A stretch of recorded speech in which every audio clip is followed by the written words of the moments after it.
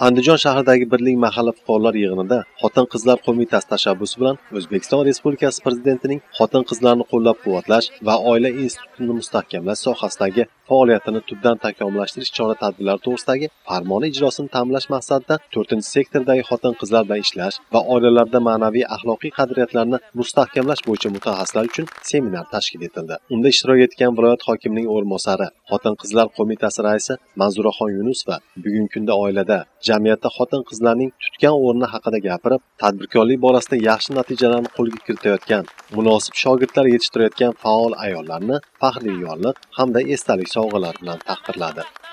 Mana shu 20 ta mahallada xotin-qizlarning bandligini ta'minlash bo'yicha hunarmandlarni hamda ishsiz ayollarni ishga joylashtirish bo'yicha ishlar rejali asosda qilib kelindi. Mana hozir ushbu joyda hunarmandlarni tikilgan har xil hunarlaridan namunalar ko'rib turibmiz. Xotin-qizlar qo'mitasi tomonidan ajratilgan mablag'ni hunarmandlarga o'z joyiga yetkazish bo'yicha hunarmandlarga imtiyozli kredit berilyapti. Mana shu kreditlardan unumli foydalanish, ularni o'z joyiga sarflash bo'yicha qator ishlar olib borilyapti. 2019-yilda ham ushbu ishlar rejali asosda davom ettiriladi.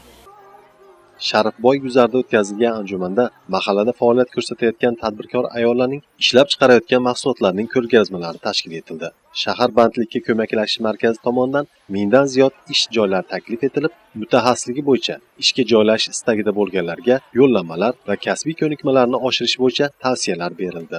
Maqsadimiz ishsiz xotin-qizlarni ishga joylashtirish va ularni hech bo'lmaganda bitta tadbirkorga oddiy hunarga, chevarchilikka yoki kasanachilik bo'yicha ish bilan ta'minlashdi. Maqsadimiz shu edi. Bugungi tadbirda biz maqsadga erishdik deymiz. Bundan keyinda bunday tadbirlarni, bunday ishlarni amalga oshiramiz. Seminarda mahalla fuqarolar yig'ini mutaxassisning tajribalari o'rganildi.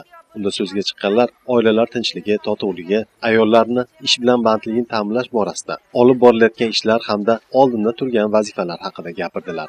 Bayramona tus olgan tadbirda maktab o'quvchilari o'zlarining chiqishlari bilan barchaga ko'tarinki kayfiyat ulashdilar.